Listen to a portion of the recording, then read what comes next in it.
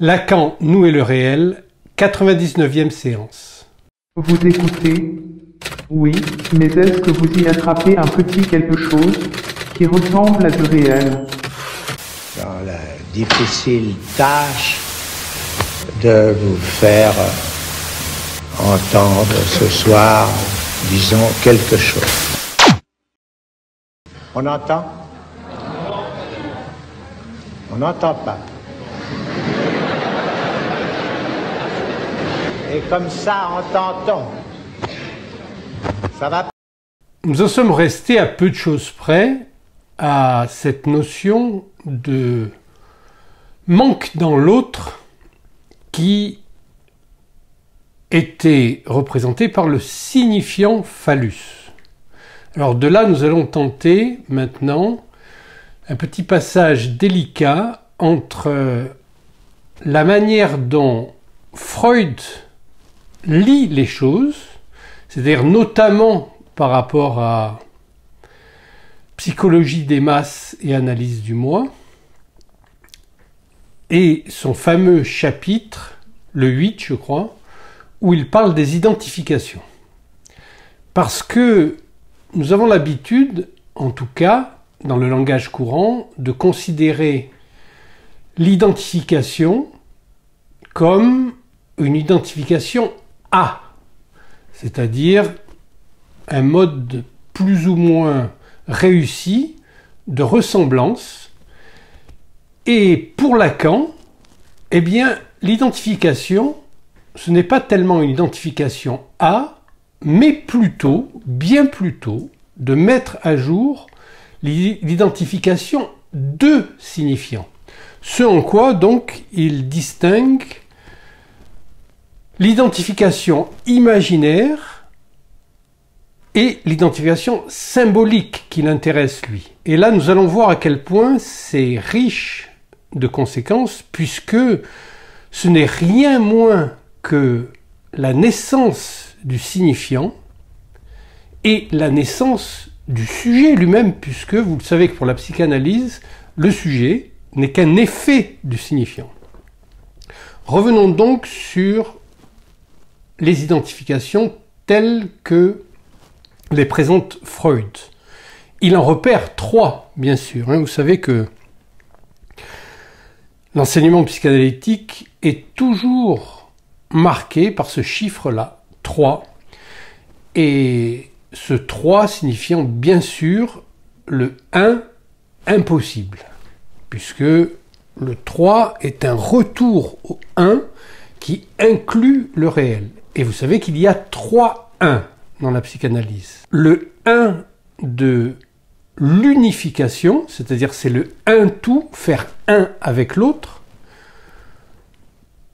ce en quoi ce 1-là, comme remarque Lacan, n'est pas celui de l'identification. L'unification n'est pas l'identification. Ce qui va nous permettre de distinguer le 1 de l'identification symbolique tout à l'heure. Et puis le 1, le premier, celui qui arrive en premier. C'est-à-dire qu'il arrive d'abord 1, c'est le 1 ordinal, celui qui arrive en premier, donc il peut se noter comme le chiffre 1. Alors ce que remarque Lacan, c'est que les 3 identifications de Freud, qu'il a appelées donc identification au père, identification au trait unaire, Einzigerzug, et la 3e identification, l'identification au désir hystérique. Lacan va reprendre ces 3 identifications pour les faire coller, pour leur attribuer 3 registres. Le registre imaginaire pour la première identification, le registre symbolique pour le deuxième, et le registre du réel pour le 3e.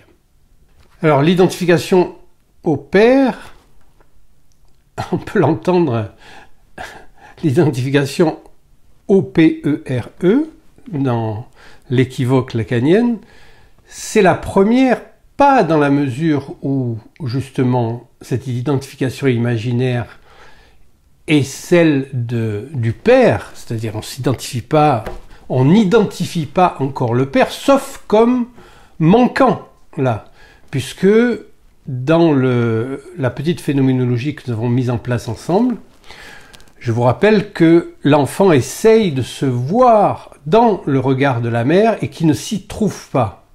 Donc d'une certaine manière, il y a un troisième terme, puisque la mère vise un en deçà ou un au-delà de lui qui n'est pas lui. Elle est là, lui il est là, que manque-t-il là? Bien, il manque le père. Et donc cette manière de voir, elle est d'identifier là le phallus aussi, c'est-à-dire le signifiant du manque, à cette notion de père. Mais c'est aussi chez Lacan l'identification première qui joue dans le stade du miroir, où l'enfant se reconnaît aussi comme un signifiant, puisque avant même donc cette identification dans le miroir qu'on retrouve dans les tableaux de la Vierge de l'enfant, où l'enfant se reconnaît par soustraction, c'est-à-dire il reconnaît sa mère, donc l'autre qui est là à côté, eh bien tout simplement c'est son image unifiée. C'est là où il y a la notion d'imaginaire. Et bien sûr, si c'est une identification de signifiant, c'est parce que Lacan la ramène aussi au stade du miroir. Vous vous souvenez, ce miroir inversé dont on a assez parlé, où le miroir plan va faire apparaître dans l'image quelque chose qui n'est pas de l'ordre de l'image réelle. On appelle image réelle, là, l'image de quelque chose qui est réellement là. Tandis que le vase, lui, il est rapporté par le jeu de miroir. Et l'enfant s'identifie à ce contenant. Parce qu'en s'identifiant à ce contenant, puisque l'image, elle, ne présente aucun manque, il anticipe sur sa maturation prochaine. C'est-à-dire qu'il fait un écart entre ses propres perceptions, qui sont d'avoir un corps morcelé, de ne pas se correspondre avec lui-même, et l'image qui représente quelque chose d'unifié, de parfait presque. Et donc là, nous sommes dans l'identification imaginaire. On peut dire que c'est la première identification, mais vous voyez que ce n'est pas non plus une identification trait à trait. C'est une identification qui fonctionne par soustraction et par appel à quelque chose qui n'y est pas. Donc on peut dire que c'est un premier moment. Il y a un deuxième moment, donc, qui est Einzigerzug. Einzigerzug, c'est repéré par Freud comme un trait unaire qui représente quelque chose, mais qui n'est pas la totalité de ce qu'il est. Donc c'est juste un élément qui est pris et qui a presque une fonction qu'on attribue à la métonymie, c'est-à-dire la partie pour le tout. Chez Lacan, là, ça prend un autre tour, beaucoup plus complexe, puisque là, il revient sur l'exemple princeps de Ferdinand de Saussure, dans son cours de linguistique générale, où il cite l'Express de 10h15. L'Express de 10h15 est parfaitement identifié en tant que tel, puisqu'il est l'Express de 10h15. Mais pour autant, aucune de ces déterminations ne lui correspond, puisque c'est l'Express du lundi, du mardi ou du samedi, c'est toujours l'Express de 10h15, mais c'est pas du tout le même train, c'est pas du tout les mêmes considérations esthétique au sens vraiment premier du terme, c'est-à-dire de la sensibilité, et ce n'est pas le même réel qui est visé, mais c'est par le signifiant, là, puisque l'Express de 10h15, c'est une construction signifiante qui est mise en place par l'être humain, à écrire comme vous voulez, pour rendre compte que le signifiant fait son entrée dans le réel par l'intermédiaire de l'être humain. C'est-à-dire, c'est la création d'une identité qui n'y est pas a priori. Donc c'est une construction signifiante qui amène à considérer que l'Express de 10h15 correspond à quelque chose qui a un effet réel. Si vous allez à la gare, vous allez trouver l'Express de 10h15. Mais ce n'est pas le même. Donc, la question qui se pose à Lacan, là, c'est quand nous nous préoccupons de cette notion d'identification. Nous sommes portés a priori vers l'identification imaginaire, c'est-à-dire s'identifier à. Mais là, en l'occurrence, donc, c'est pas ça qui compte, puisque c'est une identification de signifiant, puisqu'on identifie l'express de 10h15. Donc c'est pas une identification à quelque chose, c'est une identification de signifiant. Cette identification de signifiant, on va la retrouver comme étant ce qui correspond pour Lacan à la deuxième identification de Freud, c'est-à-dire le trait unaire, donc par où le signifiant fait son entrée dans le réel, et le réel lui-même fait son entrée par le signifiant pour l'être parlant. Parce que ce qui différencie la logique mathématique de l'inconscient, c'est que l'inconscient est ce lieu structuré comme un langage, parce que c'est quelque chose qui concerne donc la détermination spécifique de l'être humain d'être un parlant, d'être équipé d'un bloc audio-vocal qui lui permet de parler, qui fait de lui le porteur de la parole, et donc qui lui donne accès à un réel auquel les autres espèces n'ont pas accès. Alors là, Lacan a un très bel exemple à nous fournir avec le fameux texte, vous le connaissez sûrement, « Ma chienne a la parole ». Donc, il a une chienne qui s'appelle Justine, qui est un bulldog. C'est très marrant de lire ça, puisque il dit, cette chienne-là, c'est pas parce que c'est la mienne, hein. Et puis, je l'ai pas appelée Justine par rapport aux sévices que je lui ferais subir, loin de là. Mais cette chienne-là, elle a la parole. À la différence d'être humain, elle ne me prend jamais pour un autre. Donc là, nous avons justement, dans cette petite phrase-là, elle ne me prend jamais pour un autre, le fait que, pour les animaux, il n'y a pas de grand A. Un petit A reste un petit A. Donc, ce qui nous différencie, c'est effectivement la présence de ce grand A comme lieu de l'autre, à partir duquel nous sommes divisés en tant que sujet. Et nous l'avons vu la dernière fois, si le sujet passe comme ça d'un signifiant à l'autre, puisque la différence entre un signe et un signifiant, c'est que le signe représente quelque chose pour quelqu'un, tandis que le signifiant, lui, représente le sujet pour un autre signifiant qui ne le représente pas. Alors, ça a l'air un peu abstrait comme ça, et je vais essayer de déployer cette dimension-là aujourd'hui pour faire comprendre vraiment ce qu'il en est de la psychanalyse et en quoi, non seulement elle ne peut jamais être confondue avec la psychologie, ni la psychothérapie, et encore moins la psychiatrie, mais que la logique qui détermine la psychanalyse est une logique qui est héritée. Ce n'est pas pour rien que Freud porte à son acmé la lettre juive, qui est héritée du retrait de Dieu, ou des dieux, si on est dans la sphère grecque qu'il affectionnait particulièrement, hein, comme conjonction justement du monde judaïque où le Dieu arrive par le rêve de manière traumatique chez le sujet, Abraham en l'occurrence, pour lui demander de sacrifier son fils, tandis que pour les Grecs, les dieux, eux, sont des émanations de la nature en tant que quelque chose se donne à percevoir d'une forme de surnature.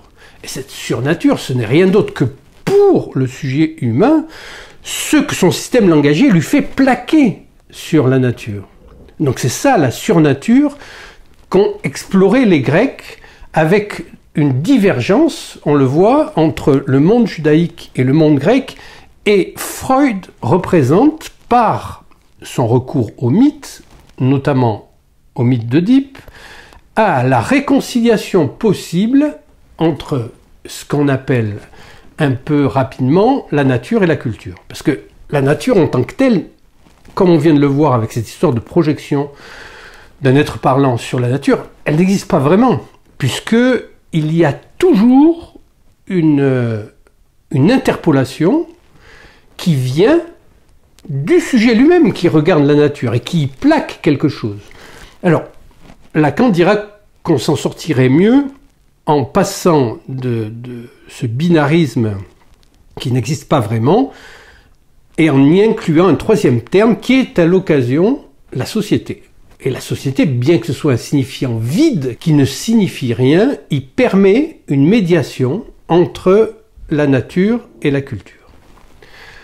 Bon, pour l'identification, la troisième identification, je vais juste un peu l'aborder, mais j'en parlerai plus une prochaine fois parce que l'identification au désir hystérique, c'est une identification qui est repérée par Freud comme étant la jeune fille dans le pensionnat qui raconte ses déboires amoureux, qui pleure, et la plupart des filles s'imaginent être dans la même situation qu'elle, et il y a une forme donc de trouver une identité qui serait satisfaisante, en tout cas pour se bercer sur un certain plan, de l'objet perdu. Hein, cet objet perdu, on verra que c'est justement l'objet petit a de Lacan, et ce en quoi c'est réel, là. C'est-à-dire l'objet petit a, il n'est pas présent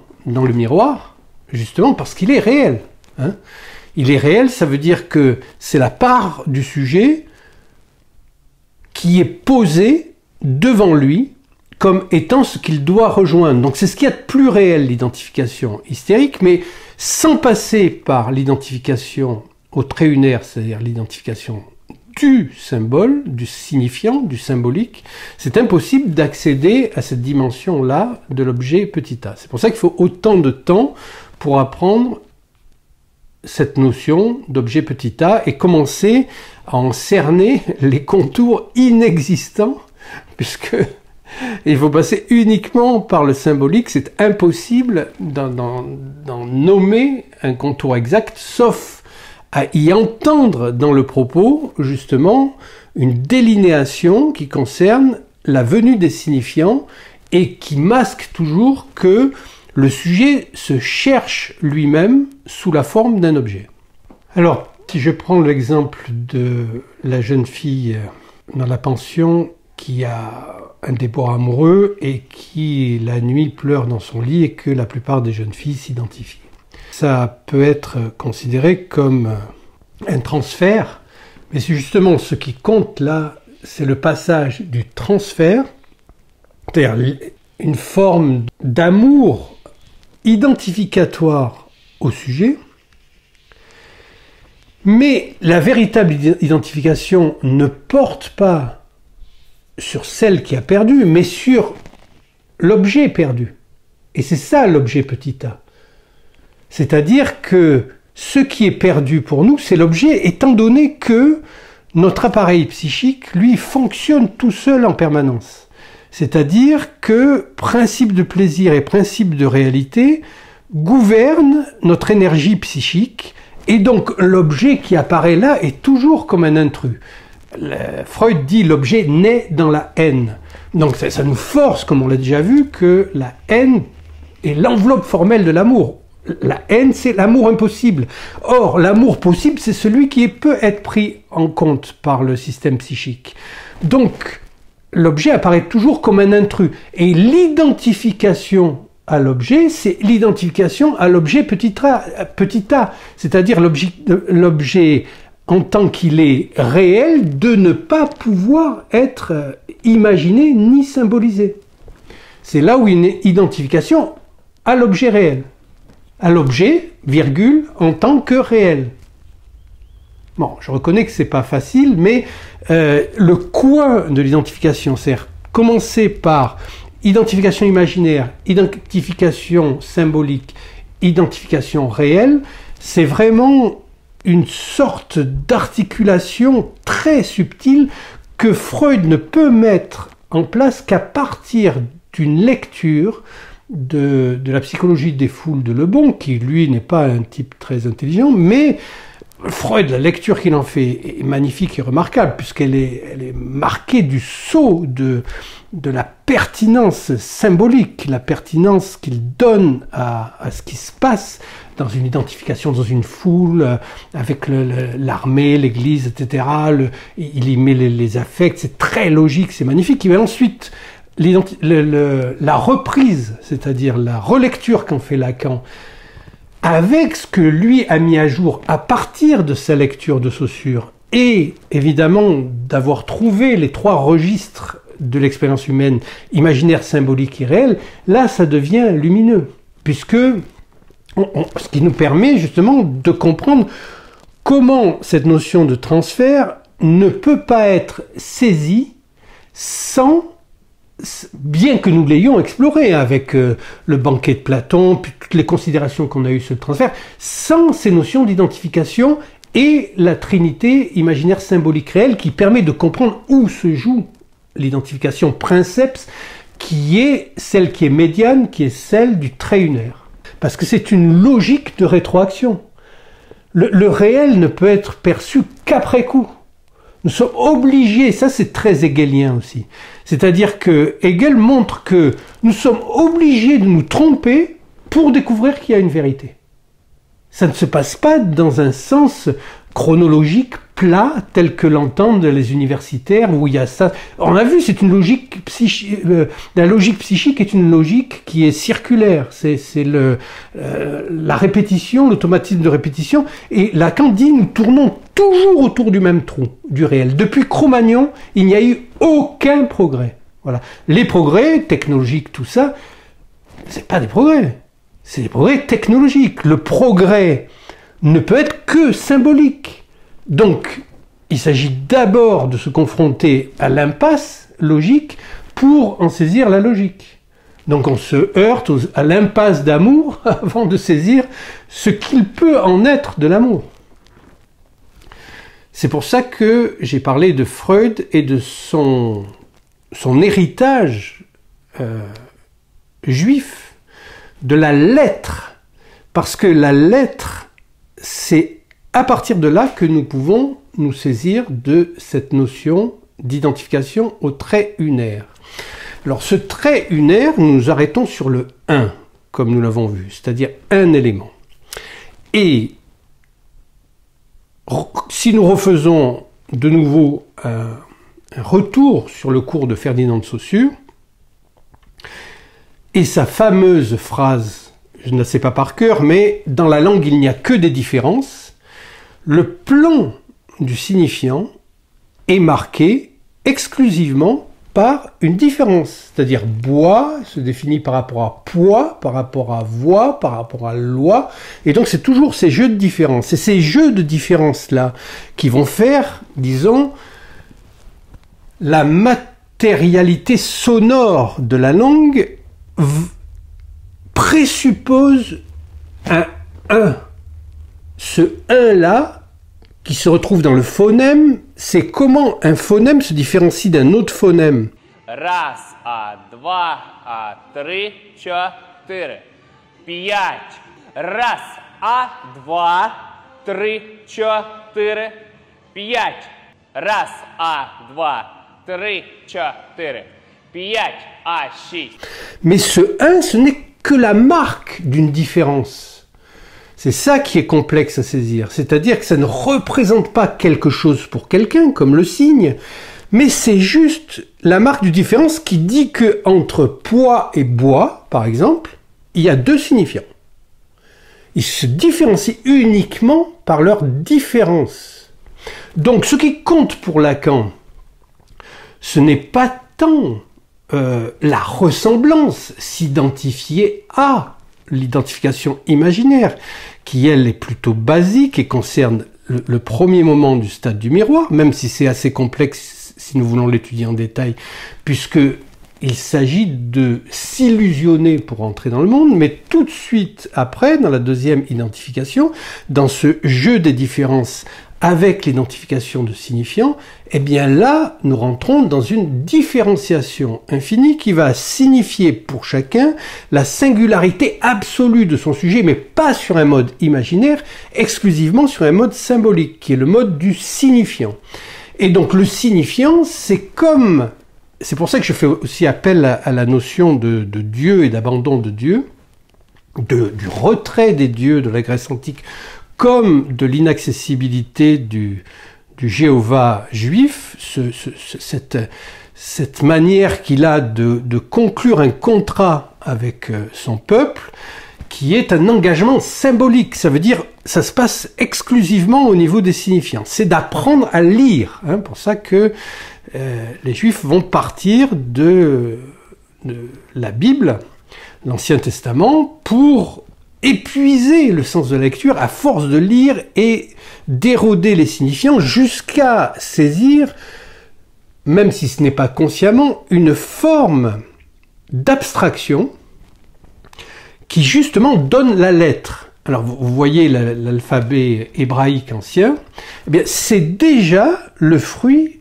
d'une longue évolution qui commence, tenez-vous bien, au magdalénien. C'est-à-dire c'est là où Lacan trouve la première occurrence pour lui perceptible et repérable de ce qu'il appelle le trait unaire. Ce trait unaire, c'est justement ce qui va relier les signifiants entre eux et faire que le langage fonctionne tout seul. C'est-à-dire c'est là où, d'une certaine manière, on peut revenir aussi sur Hegel et sa manière de concevoir que ce que nous vivons, c'est une lutte des notions entre elles, c'est-à-dire le langage comme des sortes de météores, des courants d'air froid, des courants d'air chaud qui se rencontrent, des oppositions, etc., et dans des chaînes de signifiants où le langage fonctionne tout seul. Voilà, c'est ça Dieu, entre guillemets. C'est-à-dire, c'est ce qui se passe là-haut, puisque c'est le ciel du langage, on est obligé de le placer dans le ciel, puisqu'on ne sait pas où le mettre. En tout cas, sur Terre, on ne le trouve pas. Il n'y a nulle part ce lieu de l'autre, on arrive à le trouver nulle part. Donc, on métaphorise, vous verrez que la métaphore est une des possibilités justement d'accès à ce monde symbolique, avec la métonymie, bien sûr, qu'on a un peu vu tout à l'heure, et puis la transposition, qui sont les trois manières dont Freud découvre que le rêve se chiffre lui-même, c'est-à-dire fait avec la censure. Alors vous me direz, pourquoi parlons-nous de l'identification comme ça, de but en blanc? Ça faisait un certain temps qu'on était sur le transfert et l'amour.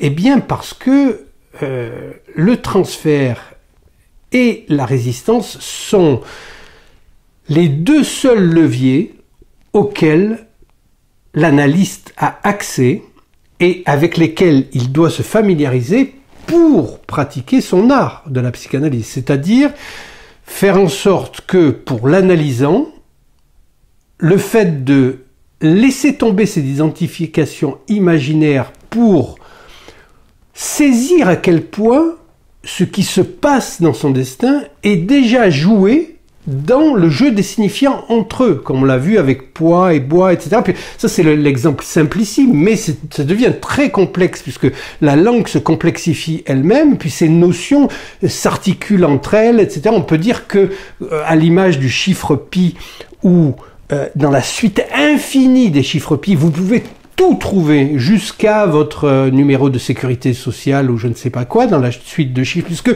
tous les chiffres ils sont à l'infini. D'une certaine manière, comme dans la bibliothèque de Borges, vous avez là cette possibilité que tout puisse se dire, tous les romans possibles et imaginables puissent être écrits avec juste ces notions langagières, les différentes langues, etc. Et donc quelque chose se joue là, et ce quelque chose-là est déjà inscrit en nous. C'est là où notre différence à nous, en tant qu'être humain par rapport à l'animal, fait que, eh bien, nous prenons toujours l'autre pour quelqu'un d'autre. Comme dit Lacan, c'est ce qui n'arrive pas à sa chienne, elle ne se trompe pas. Le langage, dans sa fonction d'existant, ne connote, en dernière analyse, que l'impossibilité de symboliser le rapport sexuel chez les êtres qui habitent le langage. En raison de ce que c'est que cet habitat qu'ils tiennent la parole. Et qu'on n'oublie pas ce que j'ai dit, puisque la parole dès lors n'est pas leur privilège, c'est celle qui habitent. Qu'il l'évoque, la parole. Dans tout ce qu'il domine par l'effet du discours. Ça commence. La chienne, par exemple, celle dont j'ai longtemps parlé, les aveugle, très très loin. Le silence éternel, comme disait l'autre, les espaces infinis, n'aura pas, comme beaucoup d'autres éternités, duré plus qu'un instant. Alors que, si vous avez pratiqué un peu l'analyse, vous savez que quelqu'un vient et parle, il ne sait pas d'où il parle et il ne sait pas à qui il parle. C'est-à-dire que il croit qu'il s'adresse à quelqu'un, mais en vérité, il s'adresse à quelqu'un d'autre. Il s'adresse à sa mère ou à son père d'une expérience passée, etc. Donc, on prend toujours l'autre avec un petit a pour un autre avec un grand A. Hein, bon, ça c'est toujours bien sûr le problème, et notamment du discours hystérique. Hein, bon, c'est pas très difficile de revenir sur le discours hystérique. Vous trouverez des écrits là-dessus, j'en ai produit certains, pour invalider par exemple l'inculture et la bêtise du féminisme contemporain, puisque c'est rien d'autre que ce rapport entre petit a et grand A qui est en jeu là. Mais laissons ça pour l'instant. Donc nous revenons à cette notion-là d'identification de signifiant, l'identification que Lacan fait remonter au Magdalénien, où il repère sur une côte d'antilope des encoches, tout simplement. C'est-à-dire il y a 2 encoches, il y a un vide, et puis il y a 3 ou 4 encoches par la suite. Et il remarque là une première manifestation de ce qui s'appelle le trait unaire, c'est-à-dire remonter au premier art possible et découvert sur Terre, qui est l'art de la chasse. Et l'art de la chasse, là, c'est de pouvoir se souvenir et identifier, hein, c'est pas s'identifier, bien qu'il y ait une identification aussi avec l'animal, puisque vous savez que les cultes viennent de là, hein. Un animal qui est mort crée quelque chose chez le sujet lui-même de l'ordre de sa disparition, et qu'il faudrait que cet animal réapparaisse quelque part, parce que sinon il y a quelque chose qui va pas. Toute la culture et le culte lui-même viennent de cette imagination-là. Et imaginez un chasseur, donc Lacan prend l'exemple du bushman, qui va chasser, et la première proie qu'il va arriver à attraper, bon, ben, c'est une expérience, hein, c'est une expérience dans laquelle il s'est passé beaucoup de choses, parce que là c'est vraiment un temps très ancien, et donc c'est déjà très difficile de trouver un animal, et puis de l'attraper, de le dépecer, de le manger, etc. Donc imaginez qu'il fait une fois, et puis il arrive à faire 2 fois, puis 5 fois, puis 10 fois. Eh bien, c'est chaque fois un 1. Et peut-être n'arrive-t-il pas à se souvenir, par exemple, entre le 3e et le 7e, qu'est-ce qui s'est passé? Est-ce que c'est la même expérience? Ben non, probablement pas. Et donc, cette première encoche, là, c'est ça, le 1 qui différencie, comme l'histoire des signifiants tout à l'heure qui se différencie entre eux. Et donc on voit que la première fonction de l'inconscient, c'est une fonction de comptabilité. L'inconscient est comptable. C'est pour ça qu'il est comptable de chacune de vos actions, et même plus, chacune de vos pensées.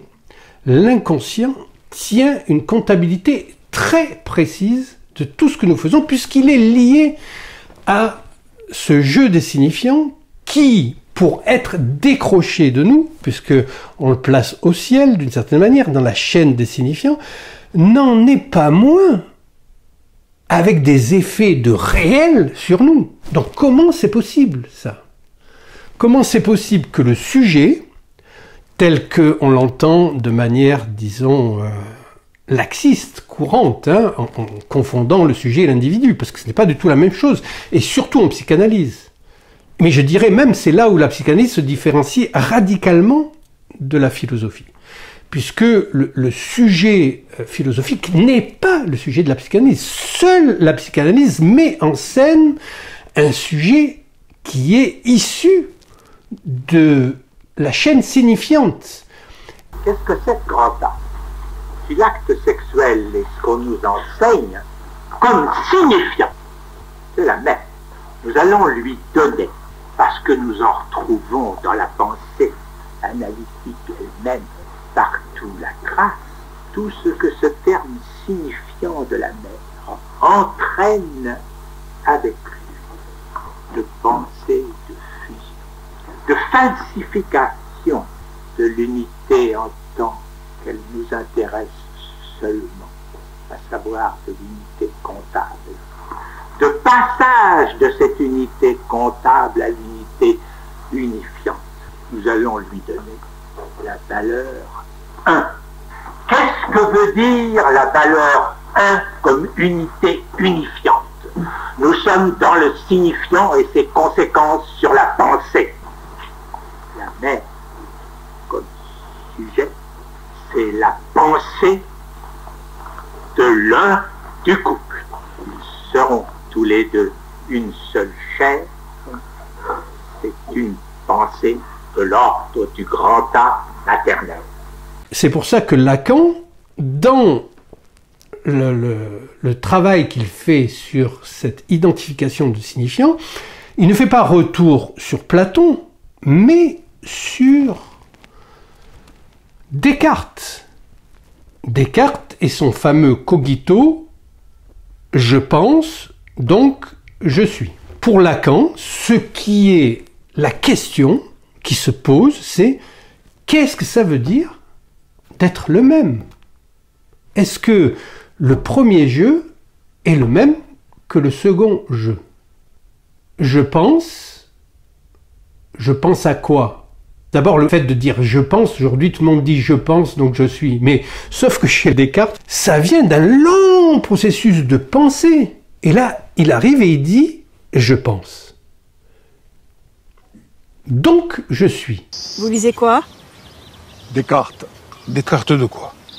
René Descartes.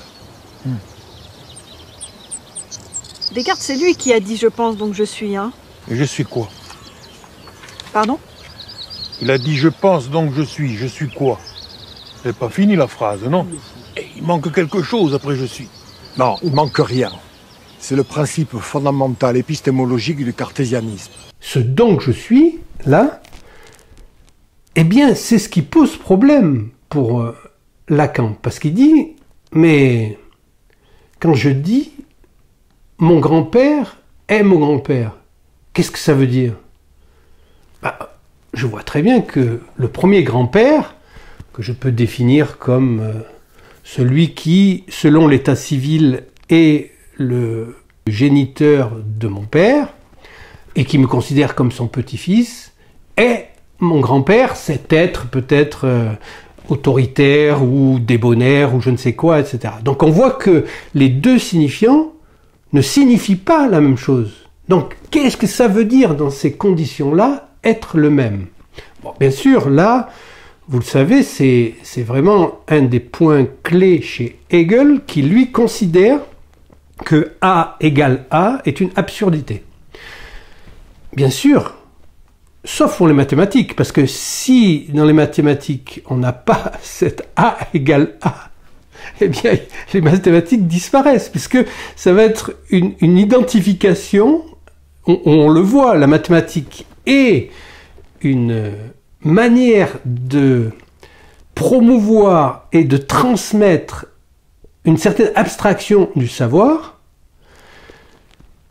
sans le réel de ce savoir. Alors tout réside là-dedans, c'est-à-dire où est le réel là? Et le réel, nous l'avons vu, c'est ce qui vient pour Lacan en lieu et place de la chose, c'est-à-dire que c'est quelque chose qui échappe à l'imaginaire et au symbolique. Dans les mathématiques, nous sommes dans un symbolique sans réel, puisque le A est obligé d'être égal à A, puisque les équations de base, c'est avec X, et le X va trouver des valeurs variables en fonction de la résolution de cette équation, mais cette notion de X doit conserver quand même une certaine mêmeté dans l'inscription, puisqu'on arrive à la dernière partie de la démonstration, à X égale X, ça veut dire que c'est bon, hein, c'est prouvé. Donc, le A égale A, pour Hegel, c'est une absurdité, et pour Lacan, lui, c'est la question de la mêmeté. Qu'est-ce que ça veut dire? Donc, où sommes-nous, là, quand nous sommes dans cette identification non plus imaginaire, mais une identification de signifiant? Eh bien, nous sommes dans ce qu'il appelle aussi, donc, l'aphanésis du sujet. À savoir que un signifiant arrive, il occulte toujours un autre signifiant, et le fait que ce signifiant, dès qu'un signifiant est produit, il y en a un qui est refoulé. C'est pour ça que l'écriture inclusive, le fait de féminiser tous les mots, etc., ça n'a aucun sens du point de vue du langage, puisque ça fait perdre au deuxième signifiant, c'est-à-dire au signifiant 2, en quoi consiste la femme qui n'existe pas. Elle n'existe pas, et pour cause, puisque son signifiant est refoulé. Donc, mais c'est par là qu'elle gagne toute sa puissance, puisqu'il y a un signifiant qui est facial et un autre qui est refoulé. Et ça, c'est ce que découvre Lacan dans, évidemment, les jeux du langage mis à jour par Freud. Parce que c'est pas pour rien que Freud invente la psychanalyse qui va faire de l'homme un être parlant, c'est-à-dire celui qui a affaire au langage. Nous n'avons pas accès directement au monde, jamais. Le monde est toujours médié pour nous par la parole, et la parole, c'est ce qui se prend sur le langage, et le langage lui-même, eh bien, c'est la loi. C'est pour ça que le corps lui-même entend qu'il est un manifeste de la parole, je vous l'avais déjà dit, c'est-à-dire que les cordes vocales et l'utérus sont des modulations d'un même réel. Produire une parole ou procréer un enfant, ça possède de la même structure.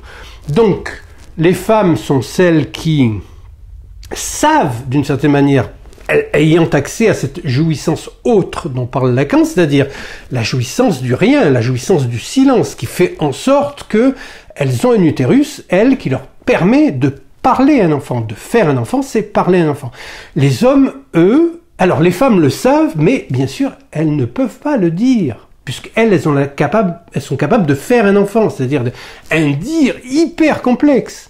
Donc, la place de l'homme, c'est d'arriver à dire, mais lui, il ne sait pas. Enfin, il croit qu'il sait, parce que il va se nourrir de discours universitaires, il va se mettre dans cette position où il sait tout, il sait que les vaccins ARNM sont sûrs et efficaces, etc. Il sait des tas de conneries, mais il ne sait pas parler.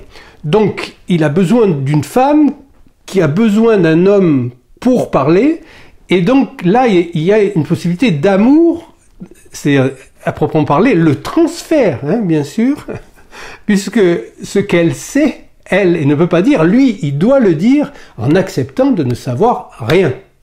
Ça, c'est la position qui est celle du psychanalyste et qui est celle, bien sûr, de Socrate au départ, c'est-à-dire ce savoir du rien. C'est ce savoir qui permet à la parole de venir et à se déployer dans la logique du signifiant en tant qu'elle est l'identification qui fait rentrer le réel par le truchement de l'être humain. Pour le reste, il n'y a pas de réel. Donc nous seuls avons accès au réel, mais c'est un réel qui se présente par la parole, à laquelle nous devons faire subir un tas de métamorphoses qui essaye de restituer sa dimension originelle, puisqu'elle est perdue, cette parole. Elle est perdue parce qu'elle est déjà articulée dans un corps, et donc ce qui est articulé n'est plus articulable. Et nous devons retrouver une articulation qui soit en phase avec l'articulation déjà donnée par le corps, qui lui donne précisément sa fonction de gardien de la loi. Hein. L'éthique, c'est ça. Le corps est porteur de l'éthique. C'est pour ça que vouloir modifier l'ADN d'un être humain, c'est rentrer dans la loi. Donc dans quelque chose que sûrement pas des crétins comme Bill Gates ou Bill Gates ou le patron de Moderna ou l'autre crétin israélien là, Harari, qui se prend pour un grand génie, cette espèce de crevette chauve là, c'est hors de leur portée puisqu'ils ne peuvent même pas envisager ce qu'il en est de ce registre de la parole. Nous ne pouvons savoir que par rapport au langage et à la parole. Pour ça donc le trait unaire, c'est ce qui nous convoque à ces identifications de signifiants et qui font que seulement par le développement de l'écoute peut naître la possibilité d'entrer dans le déchiffrage de l'inconscient, qui est un chiffrage, c'est-à-dire le chiffre, vous savez, c'est aussi bien le chiffre 1 qu'on a vu tout à l'heure que le fait que ce soit indéchiffrable. C'est-à-dire, ça se présente comme un rêve, a priori, on n'y comprend rien. Mais petit à petit, en rentrant dans ces identifications de signifiants, eh bien, le sens commence à se faire jour par les effets de réel qu'il produit sur celui qui parle. C'est ça le travail analytique. C'est-à-dire, c'est pas une sorte de coaching, là, ou de psychothérapie, une espèce d'orthopédie à la société. Vous savez que la société, non seulement c'est un signifiant vide, mais en plus, c'est le lieu du refoulement. La société procède du refoulement. C'est notre refoulement qui est dans la société. Donc, il s'agit de ne pas confondre la société et le monde, mais de rentrer, nous, dans les possibilités que nous offre notre accès au langage pour mettre en jeu, en y mettant notre corps, hein, puisque le corps, on l'a vu, c'est la parole elle-même, non, mais une parole qui reste cette fois inerte de telle manière que la parole qui sort du bloc audio-vocal puisse permettre de trouver des résonances et des harmoniques particulières par les effets qu'il y a sur le corps. Ce trait unaire nous intéresse parce que, comme Freud le souligne, c'est pas quelque chose qui a à faire spécialement avec une personne aimée. Une personne peut être indifférente et un trait lunaire choisi comme constituant la base d'une identification. Je suis pas indifférent puisque c'est comme ça que Freud croit pouvoir rendre compte de l'identification à la petite moustache du Führer. Chacun sait qu'elle a joué un grand rôle. C'est une question qui a beaucoup d'intérêt parce que il résulterait de certains propos, qui ont été avancés, que la fin de l'analyse serait de s'identifier à l'analyste. Pour moi, je ne le pense pas. Mais enfin, c'est ce que soutient quand même Daline. C'est très surprenant. À quoi donc s'identifie-t-on à la fin de l'analyse? Est-ce qu'on s'identifierait à son inconscient? C'est ce que je ne crois pas. Je ne le crois pas parce que l'inconscient reste, je dis reste, je ne dis pas reste éternellement, parce qu'il n'y a aucune éternité, reste l'autre. C'est de l'autre avec un grand A qu'il s'agit dans l'inconscient. Donc voilà pourquoi la psychanalyse naît avec cette notion de trait unaire, donc ces traits-là, comme les encoches sur la côte d'Antilope, en fait, n'ont même pas besoin d'être, de posséder des qualités remarquables en eux-mêmes. C'est une série de traits, tout simplement. Et là, Lacan fait une très belle excursion dans le monde de l'écriture, en passant par l'écriture idéogrammatique ou idéographique, où ce qui est censé représenter au début, c'est-à-dire comme un signe qui représente quelque chose pour quelqu'un. On vous fait sur un panneau de signalisation, par exemple, on vous montre qu'il y a un pont, voilà, représente quelque chose pour quelqu'un. Lacan montre que c'est l'effacement des différences d'un signifiant avec l'autre qui va se ramener au trait unaire lui-même. Et donc, c'est ça qui fait des effets et des effets de coupure pour passer d'un signifiant à l'autre. Il y a cette scansion, il y a ce rythme, il y a cette coupure que nous retrouvons dans la cure analytique, qui est aussi un effet de scansion. Un des moments importants de la cure, c'est le moment de la scansion. C'est-à-dire sur une phrase, sur une respiration, il y a une scansion. Cette scansion-là amène à se reconnecter à la chaîne signifiante, c'est-à-dire à savoir ce qui domine toutes nos actions. Parce que chaque fois que vous avez affaire à un comportement humain, eh bien, ce comportement répond d'un signifiant qui est refoulé. C'est là, bien sûr, qu'entre cette notion de trauma, qui est très précise en psychanalyse, et c'est pour ça que le trauma a besoin au moins de 2 occurrences, à savoir le moment où se passe quelque chose pour le sujet, mais qui ne peut pas identifier comme un trauma tel qu'on l'entend après coup. Mais il ne comprend pas ce qui se passe. Il y a quelque chose qui se passe, ça lui échappe, et son comportement à lui-même lui échappe, ses affects lui échappent, etc. Donc il n'y a que au moment où la chose se répète dans une mise en scène légèrement différente, où il est possible de revenir de cette répétition jusqu'au trauma originel, qui est tout simplement une tentative de faire appel sur les signifiants refoulés. Et c'est là la découverte majeure de Lacan, c'est-à-dire que, à l'instar des besoins biologiques, qui forment des cycles, des répétitions. Vous allez manger, vous allez excréter, vous allez remanger, vous allez dormir, vous allez remanger, vous allez excréter. Donc ce sont des cycles. Ces cycles-là semblent correspondre, bien sûr, à cette notion de besoin couplé à la satisfaction. Eh bien, ce qui vient se greffer, et qui peut faire le cogito ergo sum, le je pense donc je suis, de nous faire recoller avec ça, c'est que ce premier décrochage du signifiant, c'est-à-dire qui est refoulé, il va faire retour. Et il va se calquer sur la même forme, c'est pas à l'identique, donc idem et ipsé, c'est pas la même chose.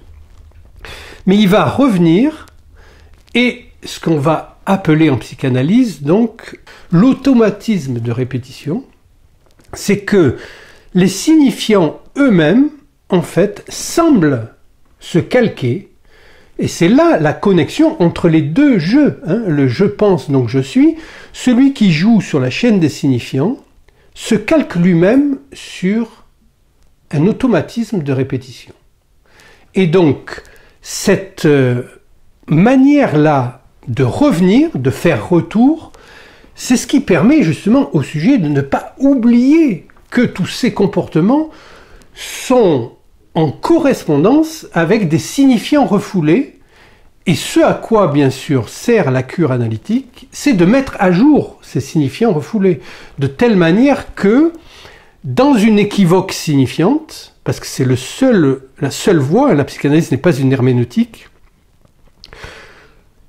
le réel qui porte sur le signifiant refoulé eh bien, va se refondre dans le réel, justement. Il va dégager. C'est comme ça que disparaît un symptôme par une équivoque signifiante.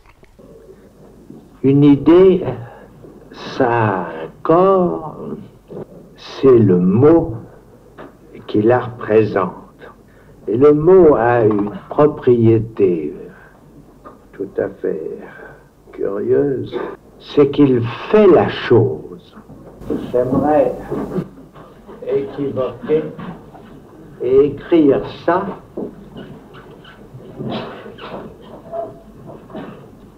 Ce n'est pas une mauvaise façon d'équivoquer. User de l'écriture pour équivoquer. Ça peut servir parce que nous avons besoin de l'équivoque précisément pour l'analyse. Nous avons besoin de l'équivoque, c'est la définition de l'analyse, parce que, comme le mot l'implique, l'équivoque est tout de suite versant vers le sexe. Donc le fait de pouvoir se réconcilier avec cette aliénation, puisque nous sommes aliénés non pas seulement à, disons, une famille, une société, etc., mais tout d'abord à une chaîne de signifiants qui fonctionne toute seule. C'est pour ça que Lacan, dans Les Noms du Père, dit « Ce que vous faites, c'est SAIT ce que vous êtes », puisque c'est le lieu du langage, le lieu des signifiants. Donc le savoir est là. Et l'invention de la vérité, par Freud, c'est justement cette possibilité pour le sujet de se réconcilier avec le savoir inconscient. C'est là qu'il y a la vérité. C'est pas le vrai. Il faut pas confondre la vérité avec le vrai. La vérité n'a pas de contraire. La vérité, c'est que pour chaque sujet, il y a une forme d'obligation morale, c'est là qu'est la véritable éthique, de se réconcilier avec la chaîne signifiante en tant qu'elle est porteuse du savoir inconscient qui définit le sujet lui-même. Ce sujet qui est, bien sûr, vide, puisque à chaque fois, un signifiant, comme sur les côtes du Magdalénien, de l'antilope du Magdalénien, un signifiant représente le sujet pour un autre signifiant qui le suit. Hein, il y a un écart, une rupture entre les deux, et qui ne le représente pas. Et chaque fois, c'est dans cet écart que le sujet se trouve dans la psychanalyse comme toujours évanouissant. Donc vous voyez que le moi, je, moi, c'est pas du tout le sujet. Le sujet, lui, il est issu de cet écart de signifiants qui correspondent à celui qui parle et qui est, avant d'être un sujet parlant, est un sujet parlé. C'est-à-dire qu'il est déjà parlé avant d'être parlant, il est déjà résident virtuellement, on dirait maintenant, dans la chaîne des signifiants. Et il s'actualise justement dans les rapports que sa parole va créer, ou son rapport à la parole, puisqu'au début un enfant ne parle pas. Ça ne veut pas dire qu'il ne sait pas, au contraire, il sait tout, un enfant. Un bébé, il sait absolument tout, mais il n'a pas le matériel symbolique, il ne peut pas s'exprimer lui-même. Mais il sait, puisqu'il est baigné dans ce savoir-là, le jeu des signifiants entre eux. Et petit à petit, donc, va se construire pour nous la possibilité de créer notre historiole à laquelle on peut plus ou moins croire, jusqu'au moment, bien sûr, d'arriver sur le divan. Là, on finit par se rendre compte que on a sacrément déconné toute notre vie en croyant des trucs qui étaient juste issus de l'entreprise de crétinisation massive. En quoi consiste l'éducation, que ce soit l'éducation donnée par les parents ou celle de l'école, n'en parle pas. Et puis maintenant, à la faculté, on atteint des niveaux de crétinisation sublimes. Hein, le LGBTisme, les gender studies, toutes les croyances, là, que des gens arrivent à croire à ça, c'est toujours assez stupéfiant. Mais ça montre bien qu'il y a une déconnexion entre les logiques qui sont des logiques formelles et puis la véritable logique telle qu'elle est instaurée par Aristote et que reprend Lacan, qui va à chaque fois engager un sujet dans son rapport avec les énoncés. Donc c'est là où on peut parler de l'énonciation comme caractérisant justement le sujet fuyant. C'est-à-dire que la phrase de Lacan, là, c'est « le dit ne va pas sans dire ». Il aura fallu toujours au futur intérieur qu'il y ait un dire. Donc ça convoque un sujet de l'énonciation. Et ce sujet de l'énonciation se prend dans le jeu de la chaîne signifiante. C'est pour ça que la naissance du sujet de la psychanalyse se joue dans la chaîne signifiante et dans ses rapports à celui qui y réfère. C'est la naissance du signifiant, mais aussi la naissance du sujet, comme cette histoire d'Express de 10h15. Donc c'est une pure construction signifiante par laquelle l'être humain se convoque au réel dont pâtit le signifiant. Puisque c'est ça la vraie formule. Hein. C'est le réel dont pâtit le signifiant. C'est ce à quoi nous donne accès l'inconscient. Donc ça vous donne à la fois un champ d'application qui semble restreint, mais qui ne l'est pas du tout. C'est juste le changement de perspective. C'est-à-dire que ça vous convoque à ce que vous êtes censé pouvoir savoir, c'est-à-dire le réel auquel vous êtes convoqué par l'intermédiation du symbolique. Le reste, ça n'a aucune importance, que vous sachiez la distance de la Terre à la Lune, ou s'il y a des univers, je ne sais quoi. Où vous êtes, vous, là-dedans, hein? C'est la question qu'on est censé se poser tout le temps en psychanalyse, quand vous avez des analysants qui vous racontent des trucs sur la, je sais pas, le changement climatique, ou les voitures Tesla, ou je ne sais quoi. Où vous êtes, vous, là-dedans? C'est-à-dire, quel est votre rapport, le rapport de votre sujet? Et c'est là qu'il s'agit de retrouver donc ce chemin du signifiant, qui est un chemin perdu, avec lequel il convient donc de se réhabituer à être signifié par les signifiants, et donc à savoir qu'il y a un certain nombre de signifiants qui nous signifient de manière abusive. Donc le travail psychanalytique consiste essentiellement à éradiquer un grand nombre de signifiants, pour ne conserver, comme dans le jeu d'échecs, que quand ça commence à jouer vraiment, c'est-à-dire il y a juste quelques pièces sur l'échiquier, la majorité des pièces ont disparu. Donc la majorité des signifiants dont il faut se libérer pour commencer à avoir une certaine approche de ce qu'il en est du rapport du sujet au signifiant. Et là, c'est la véritable identification de signifiants auquel est convoqué le sujet.